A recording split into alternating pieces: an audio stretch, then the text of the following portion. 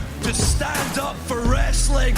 I am here to give the fans a voice. If you're not watching the promotion right now, you're missing out on something I think that could possibly shape the future of wrestling, and I mean this wholeheartedly, for the next 5 to 10 years. Nobody can touch me. Nobody is better than Adam Cole. This company is still existing, yet they have to do this at the 11th hour to make sure that they run these tapings. I thought TNA was going to be different, and I guess not. This is truly the Kevin Owens Show. Pentagon Jr. is the wind beneath my wing. The only thing that we get at 10 for sure, maybe at 11, is Ken Shamrock showing up. Don't disrespect me! I have kids that depend on me. So that says that I have to go against Brock Lesnar to get a contract to provide. Whoa.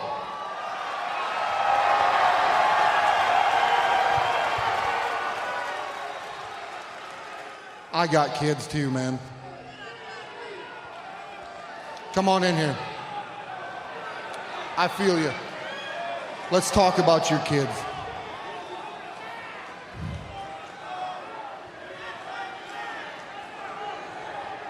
I don't give a shit about your kids.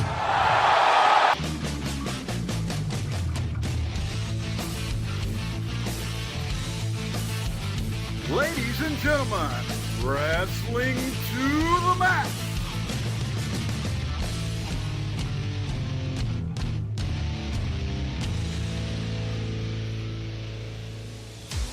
And your hosts, Gary Vaughn, Sean Garmer, and Paul Vieser.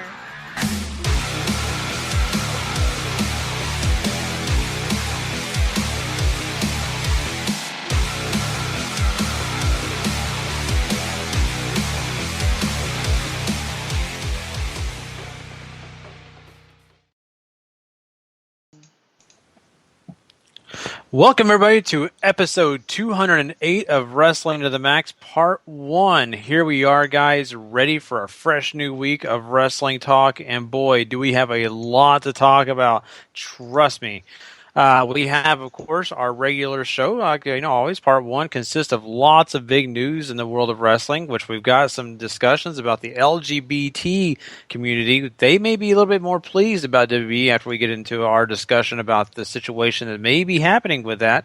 Plus, we're going to be talking about some interesting topics when it comes to a certain big superstar, a Hall of Famer, joining the coaching staff of NXT.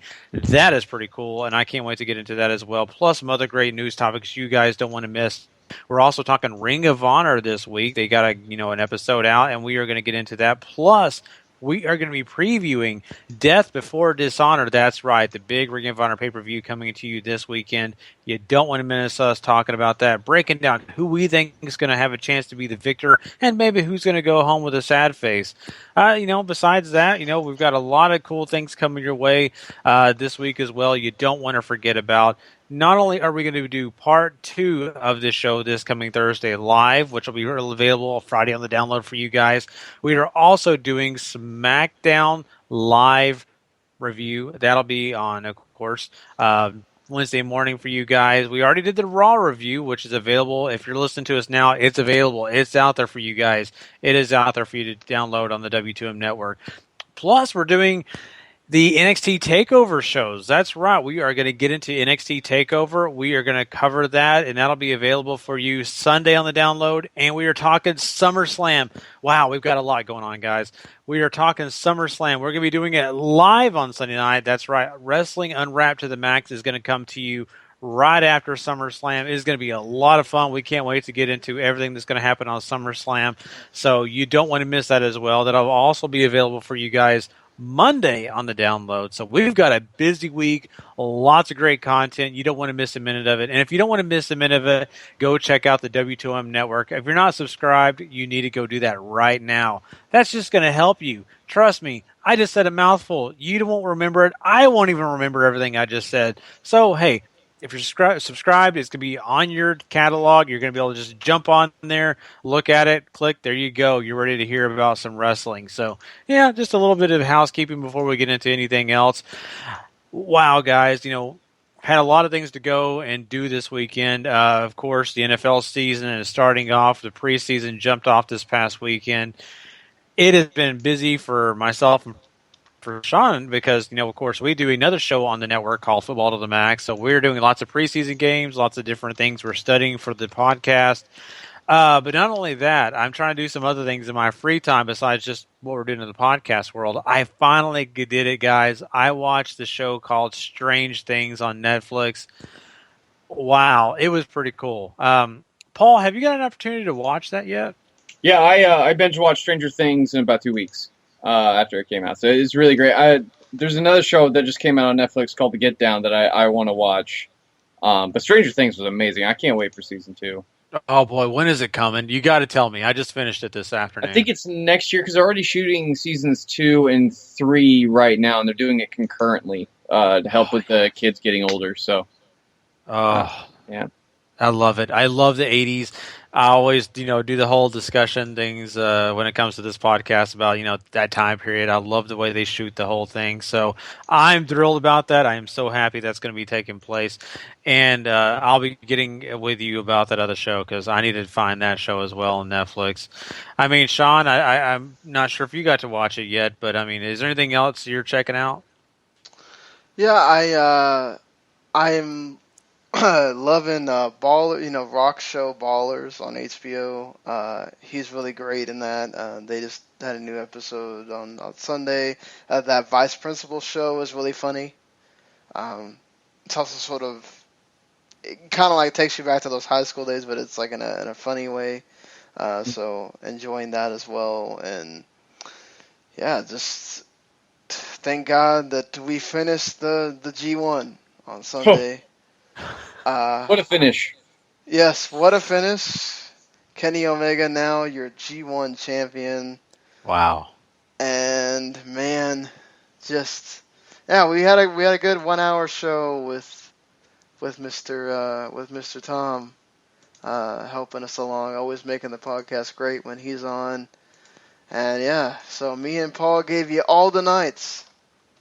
None to thank us, but we did it for you. There you go. Lots of hard work. You guys put in a lot of effort, and it's great. I've got a chance to check out some of those shows, and trust me, these guys work really hard at what they do. And so if you want to go check out, some of the G1 and some of the results these guys have for your listening pleasure, go do that, please. But, I appreciate you saying that, Shawn, because that's one plug I didn't get out there. So I just want to make sure everybody know if you're a New Japan fan, that's the place to go. And of course, we want to say, we have not done a full SmackDown review with Gary since we've done the SmackDown Live review. Gary will be on the SmackDown Live review on Tuesday, so you get a full W2M review of SmackDown right before the last show that WWE has. Part of their main roster before SummerSlam. And of course, there's also that WWE 24 special that starts off technically it started tonight with the big sneak peek, but it really starts off on after SmackDown with the WWE 24 Women's Wrestling special, which I think Lita and Trish will be some of the people, the talking heads on, that we'll also get to talk about that and review that as well as part of the SmackDown review. So, and then there's more stuff coming for that, for the network this week. Yeah, we'll definitely get into that. We've got lots of great content coming out of the WWE Network, and if you don't already have it, you may be missing out because, trust me, I never thought I'd be thrilled about spending any money on WB stuff if, they weren't doing anything. But trust me, they're doing it, so they've earned my money, obviously. So I'm happy about that. Great stuff coming. So we'll get into that. We'll get into all the different things they've got coming out this week. We've got lots of other great news topics you don't want to miss. And so why delay any longer, guys? We're going to jump into some quick hits we're excited about talking about. So we'll be right back with that, guys. It's time for wrestling news. Quick hits.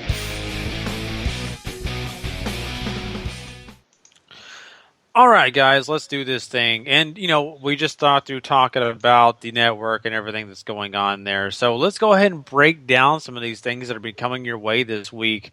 Yeah, I mean, we've got some cool stuff. Shawn just told you, following SmackDown, they got that special 24 episode, and it's going to be the Women's Revolution, I guess. What is it? Is that what it's calling, Shawn? It's something it's actually Evolution. I said Revolution.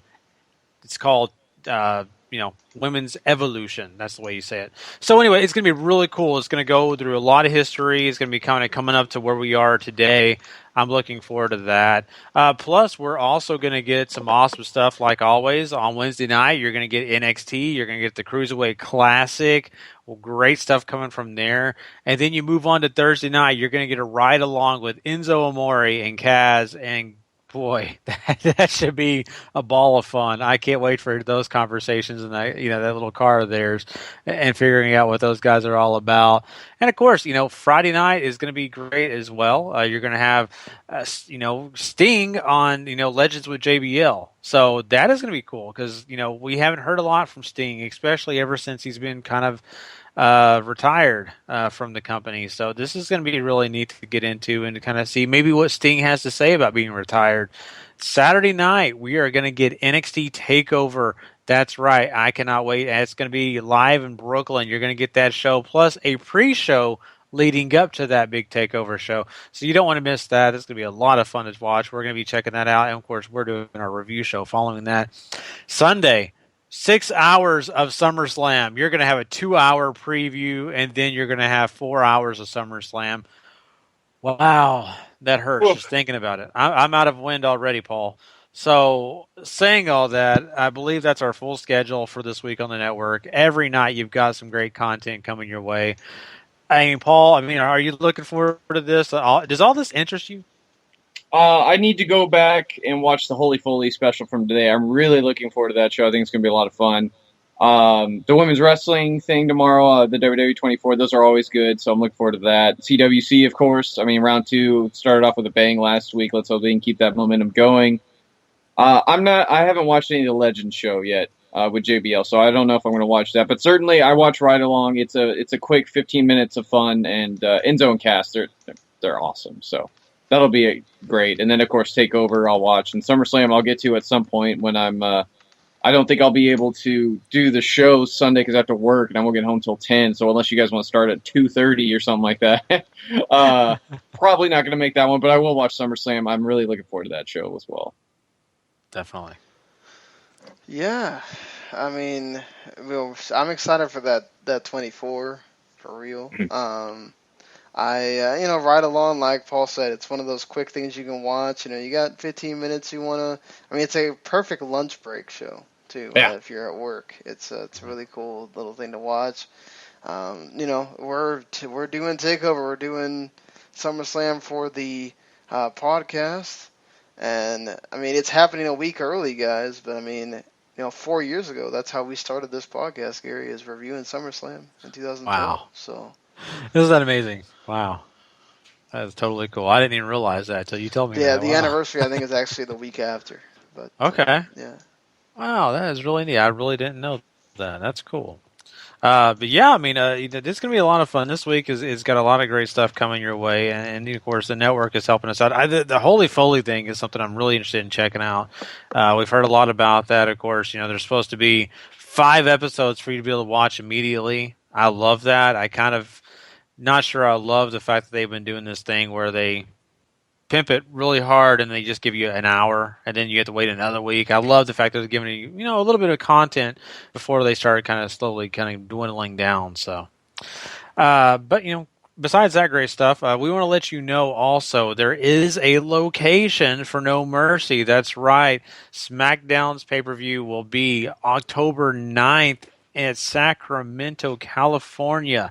So if you're wondering where that's going to be, it will be in Sacramento. Of course, if you live in the Sacramento area, make sure you look for tickets because it is going to be a pretty interesting show. At least I hope so. I will actually get to cover this show, guys. I'll be in the Caribbean. You guys will be rocking and rolling without me. So, it's going to be a really cool show, though, I'm sure. So just kind of leeway for people to understand where that show is going to be and all that. Let's talk about something that's very interesting, and this is something that we've often wondered, would this ever happen? Could this ever happen? It is something that we are approaching because of the fact that, we know Darren Young is not the first homosexual wrestler, but one of the most modern day wrestlers to come out and actually say, hey, I'm gay. And we had Pat Patterson, recently, not too long ago. Of course, people have known for a long time about Pat Patterson being a homosexual, but it's not really been an okay thing to really say out loud, I guess you would say. So now, of course, he's got his book coming out, and that's going to be really fun to read. So with all that being said, it's never been approached on Raw, SmackDown, any WWE television. Nothing. Goldust has always been alluded to possibly being a gay character, but they would never say that, never put that out there. Now, Stephanie McMahon is saying that they are thinking really hard and probably going to do it. They are considering putting a LGBT character out there in the WWE universe. This is obviously progressive. I think it's something that, we're seeing more and more in media. I mean, I can't tell you how many shows have a gay character. What do you think about this, Shawn? I mean, do you think this is something that's needed, or how do you feel about it? It might be good for Darren Young, finally getting to sort of not have to worry about how he's perceived on screen. I don't have a problem with it. The problem is that WWE is not subtle. They are very in your face about things. They don't know how to handle something that is just, okay, we're going to do this character, but we're not going to make it so over the top that you automatically can't take it seriously. They have to understand how to make a gay character something you can take seriously, but also sort of try to let the audience in on the intricacies of why this is important and what are the challenges this character faces that's different than other characters on the show. And I just don't see WWE doing that very well. Wrestling in general doesn't have a great history of doing these characters very well. Obviously, it's been done on Raw and SmackDown before, though. We're forgetting Billy and Chuck. I mean, they had a gay wedding on Raw. That's true. And like you said, Shawn, they weren't subtle about anything they did. The jokes were very blatant, and it never turned into just an aspect of the character. It was the entire character was that they were gay. And never to say, of course, that wrestling is about depth of character. Excuse me. But I mean, early reports I've heard that Becky Lynch is being considered for a lesbian role. I don't know. If it's Darren Young, then that's great. And here's the thing: if you can add that to the character and just not make it the entire character, that's fine. That's perfectly fine. They're going to make it the entire character, though. That's the problem. It's not they happen to be gay. It's just they are gay, and here's all the stuff, and that doesn't do well anymore. It's not being gay, being straight, being whatever you are isn't your defining characteristic in life, and it shouldn't matter on television either. But TV and all that, of course, has to make great caricatures and all whatever. If you make it a part of the character, that's fine. They're not going to do that, though. Yeah, you're right. And, the interesting thing about it is WWE's always approached the subject, but never spelled it out, blatantly. Like you said, Billy and Chuck, it's all points to, all that was homosexual. There's no doubt about that. But they never came out and said that they were, until they got to the marriage part, and then they said that, you two guys, were gay. And then, of course, Billy and Chuck freaked out. No, we're not. Like I said, Goldust was a guy that, did all those things, but never was a guy. And he had a woman with him who basically was all over him for the early part of his character, because even though King would make jokes about it, it was they always tried to sort of go there but not go there. Mm-hmm. Because obviously that was a different time. The 90s, much different than today. So it'll be interesting if they can even think about being subtle with this.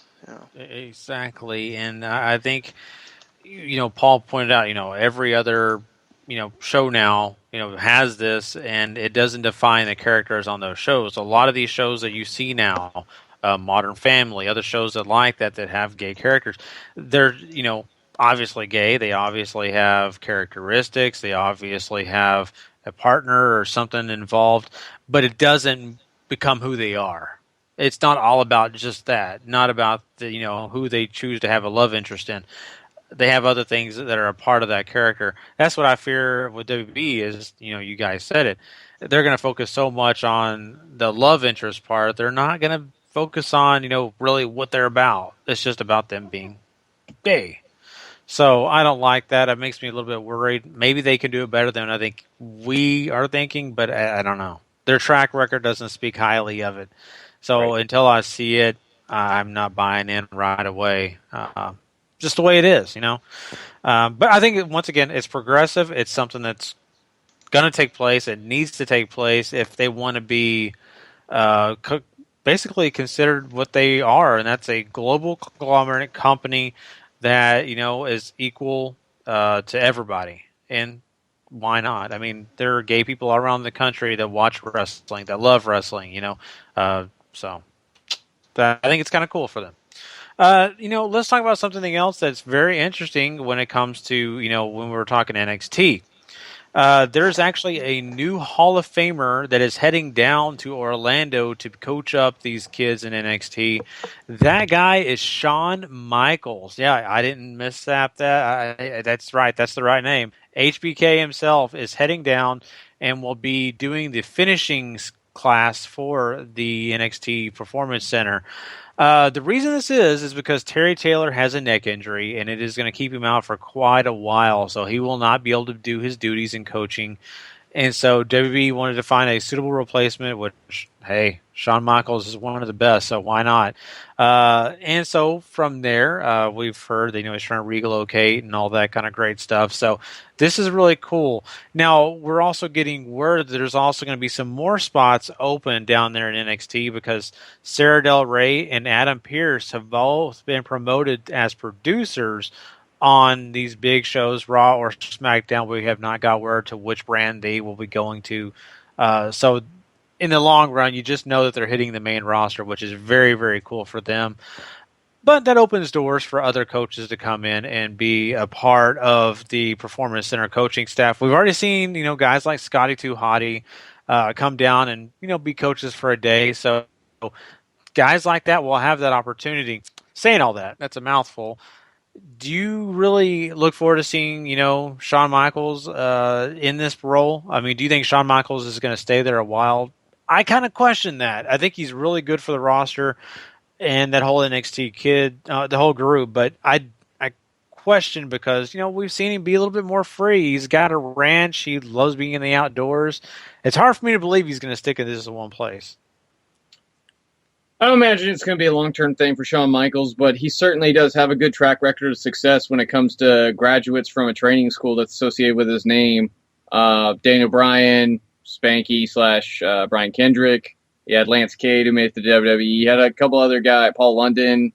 Well, not Paul London, excuse me. He had a couple other guys, too, make it pretty far coming out of that school. So he's, there's a lot of good track record there. Not to mention, he's a tremendous wrestler. He gets the mic. He knows all that stuff. Sarah Amato and Adam Pearce getting promoted to producers on the main roster is great. Adam Pearce is one of the best talkers in the world, can plan a match so easily, and that's great. And Amato, Sarah Del Rey is one of the best women's wrestlers I've ever seen in my lifetime. So I imagine Sarah Stock will get promoted in her place down in NXT, and I don't know who you get to promote from Adam Pearce, maybe Jimmy Jacobs or something like that, but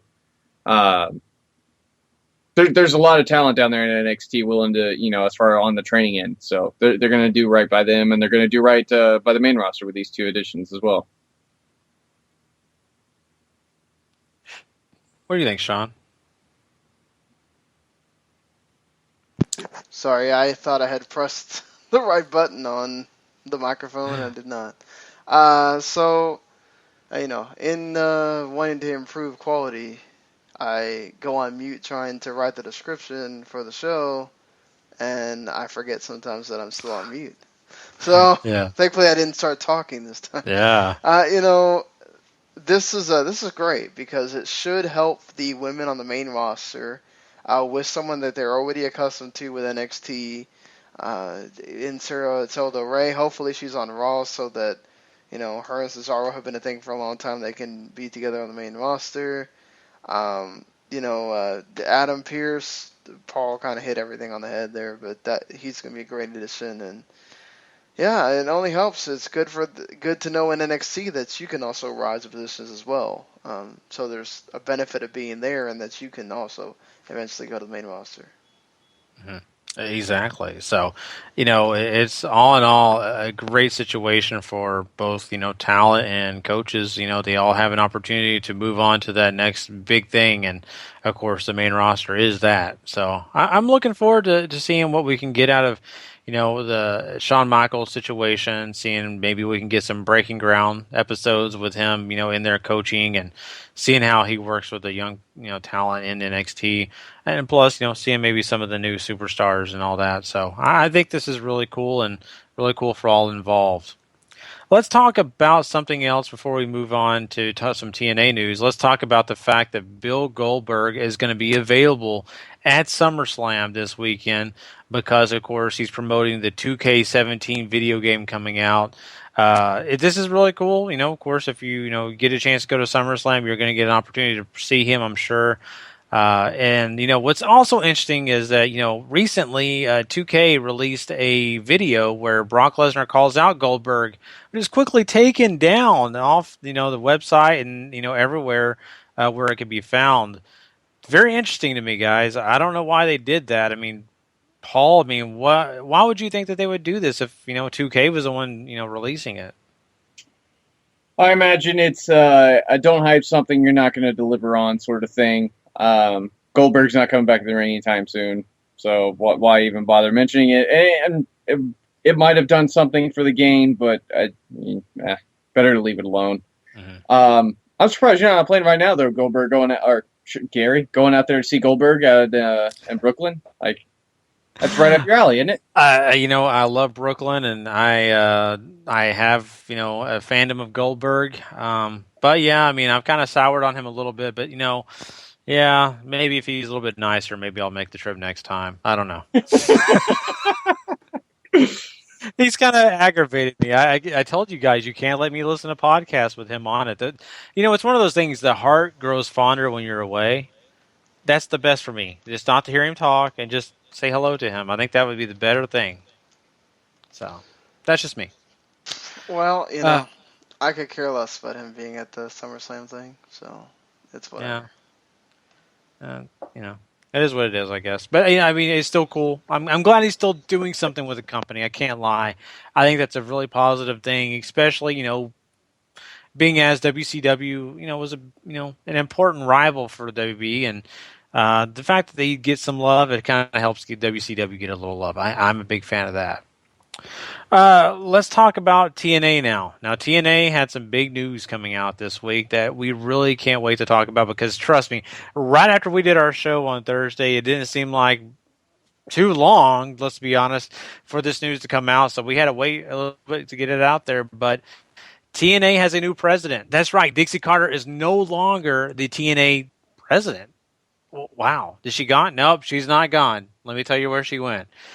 She has become chairman of TNA, kind of like Vince McMahon is chairman of WWE. So she will be handling all the other aspects of the company, the long-term planning and things like that when it comes to TNA. But Billy Corgan is now the new TNA president, and he'll be handling all the day-to-day stuff. So this is interesting. It makes sense if you ask me because, it gives Billy Corgan more of a stock in the company, more of an interest, and keeps him around even longer. If you get my drift, he feels more important. Saying that, Paul, how is this really going to affect the future of TNA, or will it? Supposedly we've already been seeing it. A lot of the stuff that's been going on Impact these days has been all from Corgan, not at all really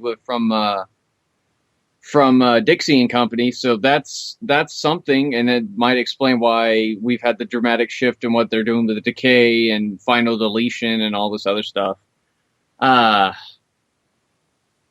don't know, like, obviously I don't know how good Corgan is at business, and I'm sure that's why Dixie is still around, because she has somewhat of a mind for it, I guess. I don't know. With the way TNA is, it's so hard to tell, but she's somebody that does have some interest in the promotion and all this other stuff, so... I'd like to say it's going to be because their main event scene has been dynamite, and if that's all Corgan's doing, then he's nailing that on the head. He's got some shady dealings in the past, though, from his times with running Revolution Pro out in Chicago. I know Ketze isn't a big fan of his, so that's, maybe some questions to be had for him, but I like to think this is going to work out in TNA's favor at some point in time. Just don't bring Jesus into the TV. Right. Just don't do it. Look, if really Billy Corgan's been, and I can truly believe that Billy Corgan has probably been the one that's been involved in a lot of this, because in the past, with John Goldberg or whoever's been doing this, Dixie, and it certainly wasn't like this. It certainly didn't feel like a fluid show that it does now, with a lot of different segments going on, and so much backstage and different film aspects that are added to this as well.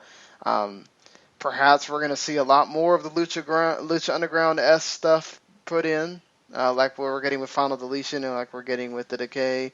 And that might be a plus for TNA, because let's be honest, Lucha Underground, they're at least getting 200,000 less viewers on a network that even has less viewers than Pop TV. So if they can somehow channel us into continuing to grow, which their ratings have been going down every week since the Final Deletion, it would be good for them. And it can bring that sort of hybrid of doing weird stuff and backstage stuff with wrestling, still being a bit too WWE light in many things, so hopefully Corgan kind of channels them away from that. And, something that they're going to introduce, Gary, may be a way that they're going to differentiate themselves. Yeah, in that way that they are, possibly differentiating themselves is that they are unveiling a new title. And we're not going to give any spoilers away. There have been some shows.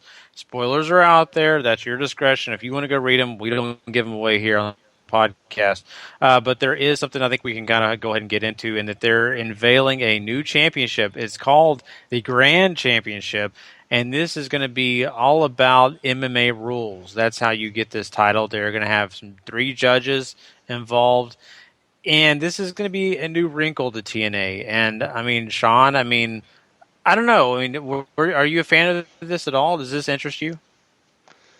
I can't really hate on something that I haven't seen yet. If we're just having a wrestling match and we're going to have judges, I don't see anything wrong with that. Where you're judging them based on takedowns and who got some big moves off and who didn't, maybe submissions, stuff like that. Things that you can't do in a wrestling ring, things you kind of can't do in an MMA ring either. That I don't mind. If we're going full MMA with this, I'm not a big fan of, because you're still watching wrestling to watch wrestling. You're not watching wrestling to watch MMA. I go back to this concept, but it didn't really work that well for New Japan, and they had legit guys and everything going against wrestlers, and maybe that was a bit of the problem, but people are watching wrestling to watch wrestling. And I think at the end of the day, Billy Corgan probably knows that. For me, this sounds more like a blend of the old World of Sport style of wrestling from England mixed with some MMA influence here from more modern times. So the idea is you're going to have rounds, they're still going to wrestle, and if a winner can't be determined by pinfall or submission, it goes to the judges to decide who wins. Honestly, it's something different enough that it makes it stand out, and I think it'll work. I question the decision to do something so wrestling-based, though, with the talent that TNA has outside of its main event, simply because so many of these guys, they're not terrific wrestlers. So if the times are shorter, then that's okay. But if we're going for long-haul matches, this could kind of blow back in their face. Yeah, you have that issue, and it's just how exactly they decide to do this is going to be the interesting part. Um, you know, I'd assume that they would have to understand that you got to make sure this is also exciting too. So. Mm-hmm. Yeah, I mean, I think that can be a big deal. The excitement level, the interest level, all the above is going to be, a big important part of this, because adding the new wrinkle is cool, but it's got to be something that's going to draw people to it and not something that's going to deter people. Because trust me, there's not really time or even, an audience to do that with. You've got to make that you're getting it right. And so I hope they are. And if this is going to be something that's going to be special, it needs to be something that people care about. So we'll see. We'll see what they do. We haven't got there yet, And if for some reason it fails, you can take away the judges, you can take away the rounds, and it's something that Ring of Honor doesn't do anymore. You can sort of make it into the pure wrestling title, where you still don't have disqualifications, you still don't have the countouts, you can do the shaking hands like in the CWC or whatever. And like with the code of honor, but you just you make it about pure wrestling, and you just don't have the MMA sort of influence thing if that sort of doesn't work. Yeah, very true. All right, well, that pretty much wraps up our quick hits for this week, until next Thursday, of course, for this episode. I said week, which is wrong. We still have more this week. But, guys, I mean, we've had a lot of great discussions, but I think there's some other things we need to jump into before we get out of this show. That is Ring of Honor. We have lots of cool stuff to talk about Ring of Honor. Not only do we have this week's episode, we also have to preview that big pay-per-view, Death Before Dishonor. So you don't want to hold on to your hats. We've got more coming your way. We'll be right back with Ring of Honor next.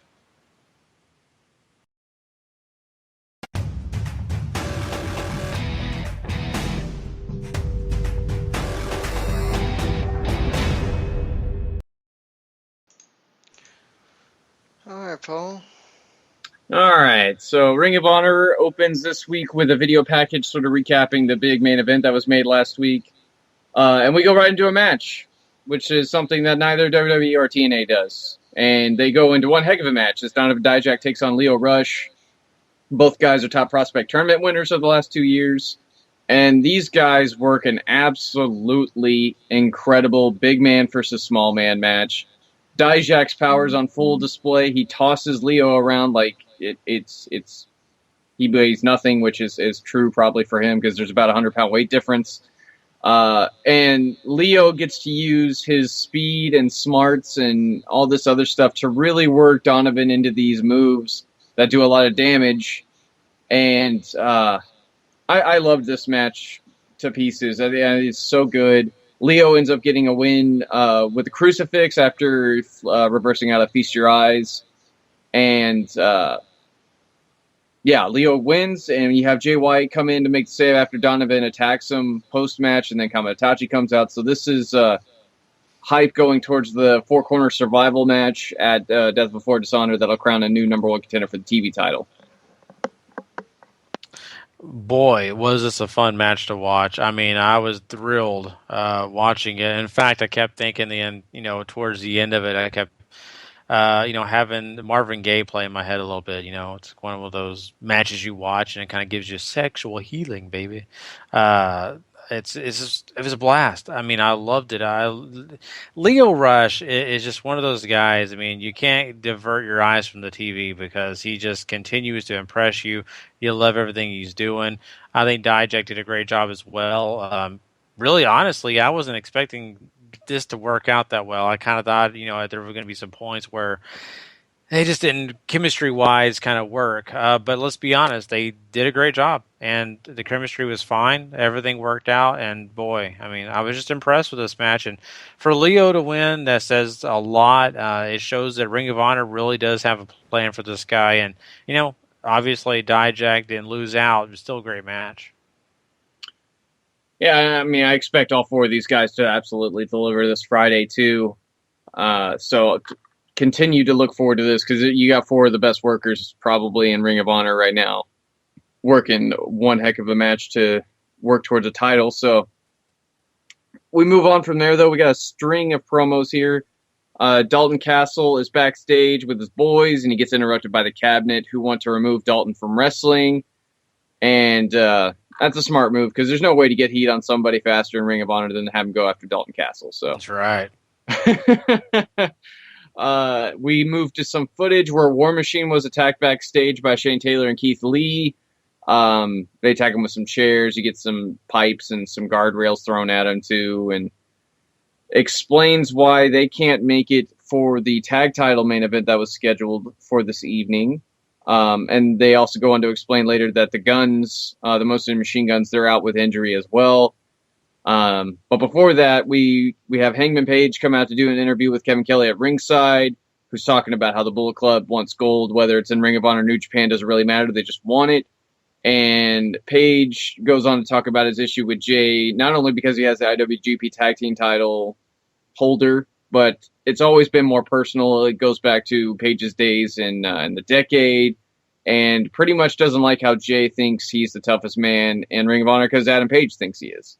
So, of course, this fires Jay up, and they come out and they have a big brawl. And then we get into the tag title situation after that with the Addiction. They say that seeing as the Guns and War Machine are out, that they're going to have the night off, but out comes Roppongi Vice, who says they're healthy, and they went undefeated in New Japan this last month, and they won a tag title shot. And this also brings out the Young Bucks, who won a match as well to up the star rating, of course, because that's what they do. And Nigel comes on the mic, says that it can't be a title match because Daniels has rightly pointed out to him that they signed a contract to defend against the Guns and War Machine, not these guys. So the tag titles are off the line, but the Young Bucks and Roppongi Vice can have a match, and the winner of that will get a tag title match down the road in 2 weeks. So before we get into that match, what did you think of the promos here, Gary? Dalton Castle, it's always gold. I love Dalton Castle, and that was quite funny if you ask me. Because they were threatening the boys, and he says the boys can take care of themselves. And I love that, and just the way he's always presenting things. So it wasn't bad. The Cabinet is a yawn for me usually, but put Dalton Castle in the picture, they actually kind of matter. Then, of course, we move on, and it's totally understandable, the War Machine situation. They've got to make sense of what they're doing later. Completely fine with that. Adam Page, I really enjoyed, what they did there with, Jay Lethal and the way that worked out. To me, I mean, you really want to keep the heat on that. You really want this match to matter. And I don't think that they did themselves a disservice. I mean, to me, it all worked out the way it needed to kind of build some interest even more. So nothing too terrible with that.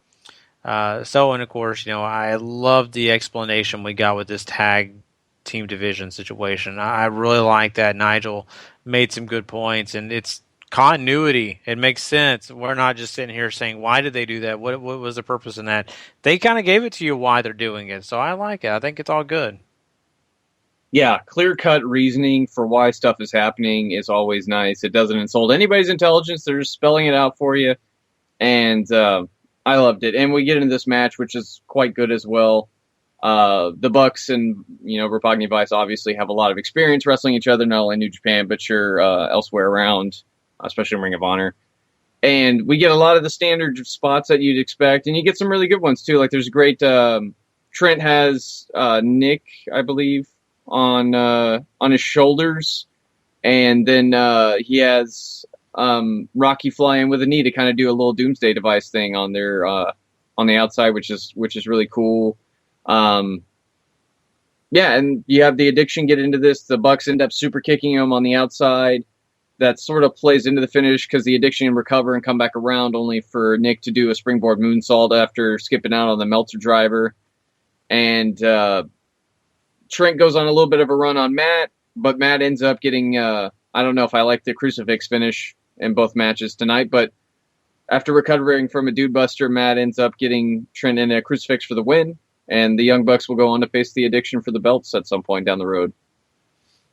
A very interesting way that this concluded, because you would think that maybe you would want to face team, especially, a team like, Roppongi Vice to be going and get a chance against the Addiction. But, hey, this works too. The Young Bucks are, great. It makes sense with storyline, especially with Adam Cole, going for gold. Of course, Bullet Club, like you've already said, they're all for gold. So for the Young Bucks to get this opportunity, it just all makes sense and lines up the right way. So once again, the match is fine. These guys have been working together forever now. So, I mean, this is going to be a good match. It, all worked out the way it needed to work out. No complaints. But I think the underlining thing here is that all this makes sense. It just does. There's nothing here that I can sit here and complain about and say, why did they do that? Once again, it's just great storytelling. So true. So following that, they do a Death Before Dishonor card rundown, which we're going to do after we are done reviewing the show, so I'm not going to go over that here. And then we get to the main event segment, which is the big contract signing between Adam Cole and Jay Lethal for the ROH World title match this Friday. They both get an opportunity to say their piece before they sign, obviously, and Cole sort of questions why Jay really wants this match. Obviously, he goes on to say that the head shaving thing wasn't personal. It was about showing Jay and Nigel and everybody else in the Ring of Honor fan base that he can sort of take anything he wants from Jay at any time, and at Death Before Dishonor, he's going to steal the belt. And he's not really worried about stealing the show at all. He just wants the belt. So we're going to have... They're already calling the overbook finish right now. And then Jay goes over like how he treats every match in Ring of Honor as a title match, except for the one this Friday, because it's just going to be a fight. And he signs a contract. Cole signs a contract. And then Lethal, very interestingly, puts a pair of scissors on the table and sort of eyes him, and Cole stares at him. And then Lethal bashes Cole's face into the table, and we got ourselves your standard contract signing brawl. And Lethal almost gets a chance to use the scissors before the Young Bucks make the save to drag Adam Cole out of the ring before any damage is done to that sweet do of his, and we're out of the show there. I think this contract signing was fine. It was kind of interesting to kind of hear some of Cole's reasonings and things like that. So I really didn't have any qualms with it. Totally fine. I did like the way they ended this because of course you have Jay Lethal out for revenge. I mean, he lost his hair, so why not eye for an eye, take Cole's hair and make it your own trophy. But the Young Bucks are there to save the day for them, and it just all makes sense. It really does, and this gets you hyped. I mean, this really does. This make you feel like that, man, there could be an opportunity for us maybe, this weekend to get a chance to see Adam Cole get a haircut. You never know. Or is, Adam Cole too much for Jay Lethal? Is this going to end his reign as world champ? I don't know. That's what I like. I like questions going into pay-per-views. I don't like, fears or boredom going into a pay-per-view. I like these questions. So this is going to be really interesting to find out what happens. Absolutely. So I guess with that being said, it's time to move into our predictions and all that stuff for Death Before Dishonor. So first matchup is the four-corner survival match to crown a new number one contender for the Ring of Honor World Television title as Lio Rush takes on Donovan Dijak, Jay White, and Kame Itachi. Who do you guys got? You know what? I'm just off the top of my head. I mean, I would go ahead and pick Jay White. You know what? Just to be crazy, I think I'm going to pick Dijak. I think it'd be interesting to see him go on a run. I'm gonna pick Dijak here as well. I'm sorry, I forget sometimes we're doing these videos, and you guys probably just heard me munching on cereal during the video. I hear anything. I mean, you guys didn't on this end, but I think on the video it records a different audio, so they might have. I'm not sure. Hopefully not. But yeah, I'm gonna go with Dijak too. They've been sort of trying to push him at teams, and we'll go that way.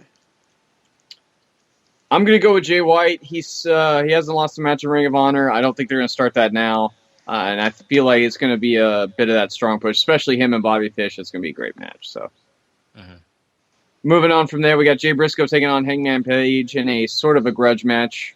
Their match at the G1 finale in the tag team match between Page and Yujiro and the Briscoes wasn't anything special, but hopefully they can come out and put on something awesome here.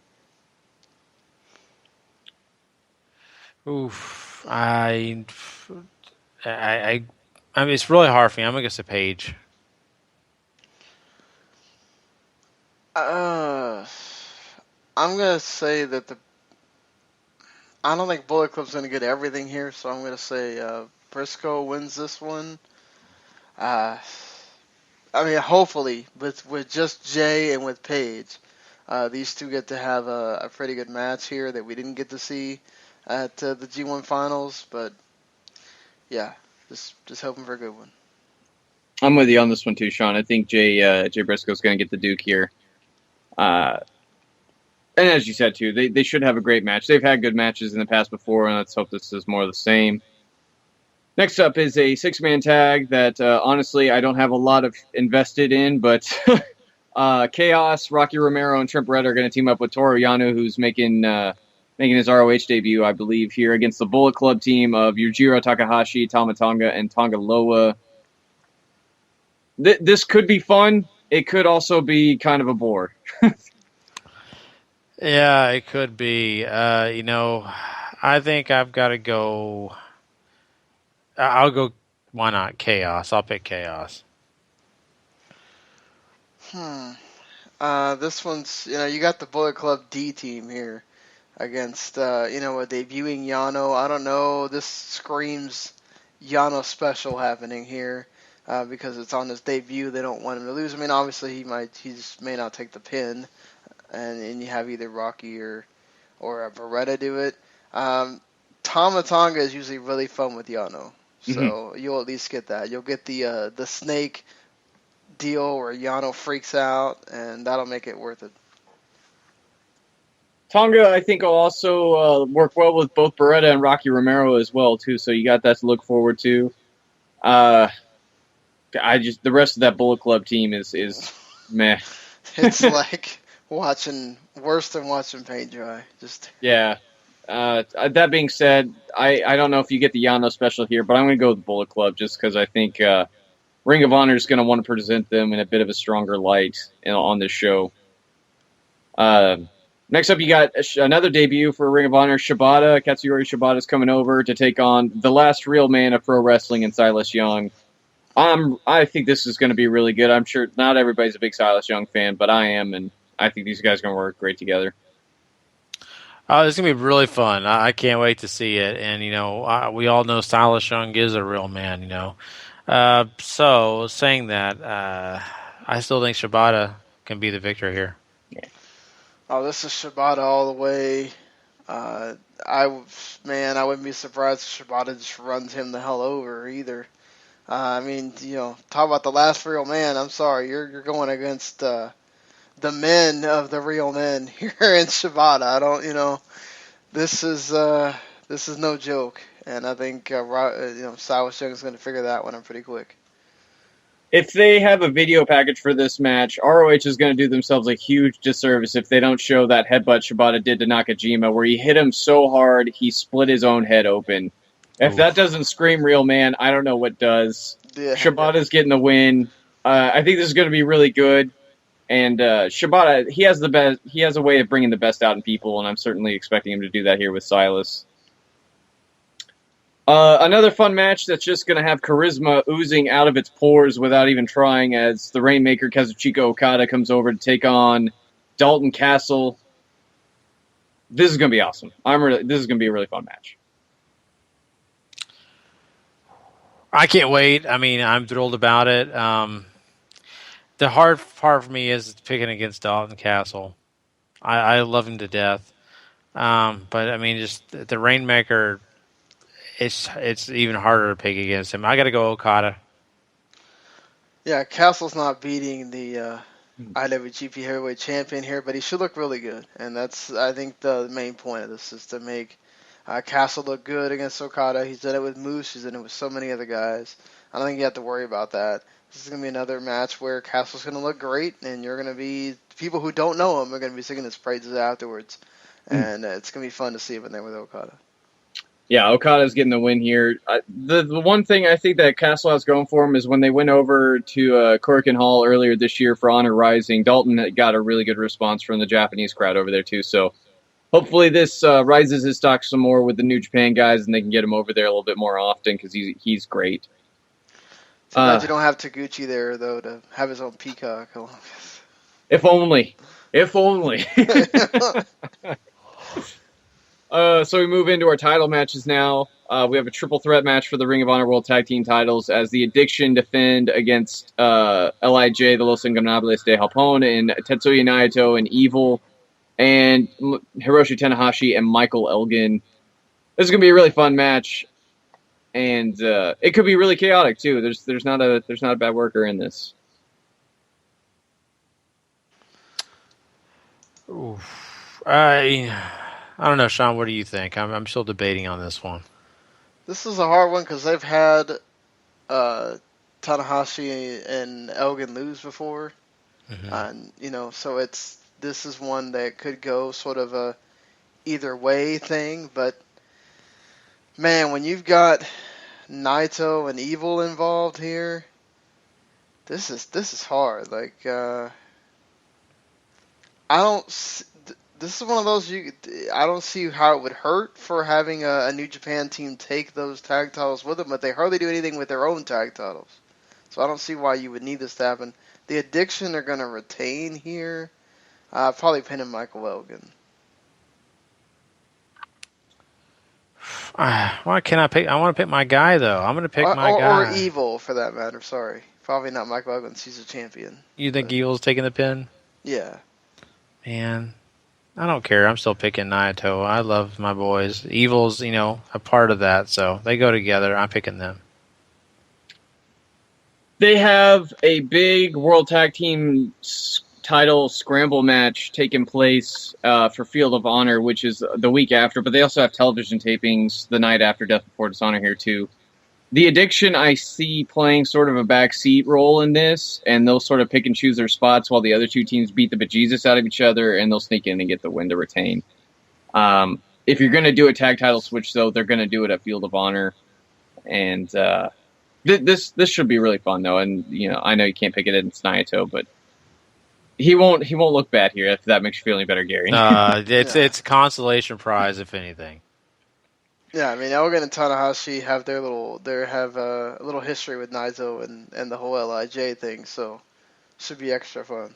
Mm-hmm. We get to our co-main event. Mark Briscoe takes on Bobby Fish with the World Television title that Fish has on the line. They did some good build for this a couple weeks ago whenever Briscoe took over the Fish Tank segment, and this is probably Ring of Honor's two most consistent performers, too. So this is going to be a really good one to watch. But who you guys got taking this one home? I'm gonna say Bobby Fish retains. I'm gonna say Bobby Fish retains as well. Yeah, there's no reason to move the belt off of Bobby right now. This should be a really good match and something to add some credit to his reign for sure. But no reason to put the belt on Mark now. And then we get to our much talked about main event. Adam Cole challenges Jay Lethal for the ROH World title. Does Lethal's reign end here? He hasn't been without a championship, I should mention, in over 2 years. Absolutely incredible. That is incredible, and it's so hard to imagine a world without Jay Lethal with gold around his waist. It really is. But I am going to go with my theory of, sometimes biblical times teach you things, and that's sometimes without your hair, you don't have the strength. I think Cole finds a way to win, and, those dreads really did help, Lethal. Yep. He was the Samson of the cornrows. Exactly. Mm-hmm. It's one of those where Jay Lethal has had this championship for so long now. You're trying to establish Bullet Club as a big deal. Now you're establishing them again in New Japan. So you're establishing them here in ROH, and the way you start that off is Adam Cole becomes world champion by hook or crook. I think it's the time. It's the time for Adam Cole. It is indeed the time for Adam Cole, specifically because I know Ring of Honor wants Kyle O'Reilly with that championship, and Cole with the belt sets up an easy rematch for Kyle down the road. Especially a final battle, because I'm about 10,000% sure Kyle O'Reilly is going to win the Survival to Finish tournament this year. So this should be really good. It's going to be overbooked. It's going to be a chaotic mess. and I can't wait for it to get here. It's going to be great, and hope everybody's looking forward to checking that show out. Of course, we will be reviewing that show, I believe, this weekend. Now, we're still a little uncertain which show we're going to be doing that on. We were debating a little bit about doing it during the TakeOver show, but we may have to delay it. We will let you know. We will keep you posted. It's all about getting things together. We've got a big weekend ahead of us with TakeOver, with SummerSlam, and with our work schedules, things like that. We're not sure what we can get taken care of. But what we do know is by this weekend, you're going to get us reviewing Ring of Honor's Death Before Dishonor. So we will keep you posted. Don't forget, go join that Facebook group, Wrestling to the Max. It will give you all the details. You will know everything about what we were planning on doing right there. So you won't miss a minute of the action. Once again, if you're subscribed to the W2M Network, you won't miss it anyway, right? I mean, if you just listen to the shows, you will get this whole review, and we're looking forward to getting it to you. So I just kind of gave you a few of those plugs just now. I mean, don't forget. I mean, we've got, that, of course, NXT TakeOver this weekend. We're going to be reviewing. Plus, we're doing a Wrestling Unwrapped to the Max episode, which will be doing all SummerSlam, giving you all the details on what happened at SummerSlam, giving you our thoughts and theories on what the future possibly could be following that big SummerSlam pay-per-view. And, of course, we will be back this next Thursday night. We're doing Super J Cup as well on that Sunday. Yeah. Oh, really? Okay. Wow, we got a lot of stuff, man. Woof. It's just amazing. And don't forget, this Thursday night live on Spreaker.com, you can come and find us once again for part 2 of episode 208. Not only will we have more wrestling news for you guys, but we'll also have some TNA talk, some NXT talk, and of course the Cruiserweight Classic, all involved in that episode. You don't want to miss that one. Friday on the download for you guys who listen that way. Whatever podcasting network you use to listen to us, go check it out. But besides that, Shawn, we have the wrestling stuff kind of covered. Let's go ahead and talk about the W2M Network and what we've got coming out this week. Yeah, we've got double dose of football, or triple dose pretty much. We got we're doing the Big 12 conference preview on the show. We're doing a little bit. And then we're doing a little, you get a little bit of a taste of what you're going to get from us during the regular season. We're going to recap that preseason week 1 and kind of get into that, talk about the games, who stood out, that kind of thing. And, of course, on the Thursday show, we'll be doing another division preview where we preview the NFC North.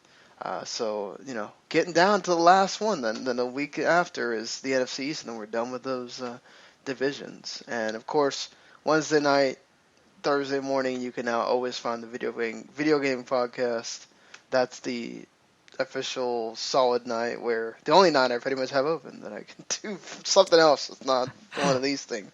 So, So lots of great stuff coming your way. You don't want to miss a minute of the action. Once again, go subscribe to the W2M Network. And also, do us a favor. Go rate this podcast and all those other podcasts. But we want you to go rate and review. Tell us what you think. Give us your honest opinion. We want to hear it. We want to make the show better. If you think you can, give us some pointers on some things that you would like us to do, hey, we would love to hear them. Just go up there and rate. And, of course, give us your comments and all that. That really kind of helps us, make the show better for you. We appreciate everybody that's already done it, but we need you guys that haven't to go do that for us, rate and review. And of course, I wanted, before we get out of here, because I felt bad that I did not go check out. I got it out late. I'm going to get out this one late. I'm going to get out the newest podcast we've just added out late as well. Running Wild had a show where Rich went to Tier 1 Wrestling show that had Mr. Aaron Rex on it, as well as other folks. We have a new episode of the Jobber's Court out there, and our newest podcast that's just going to be added tomorrow morning, the Loaded Questions podcast, which features guys from Australia. Yes, you heard me right. 3 guys from Australia doing basketball, Premier League soccer, and possibly even some NFL football as well, but it's mainly going to be some Premier League soccer and basketball for right now. So, some unique voices talking some sports you may participate in and care about. Yeah, for sure. So, once again, this W2M network continues to grow. Why do we pimp it so hard? Because, trust me, it's worth your time. I mean, I'm amazed by the great podcasts we have on this network. It is so cool. So, growing day by day. Well, guys, we are done. We hope you've enjoyed this episode. We will be back once again. Don't forget, next Friday morning on your download.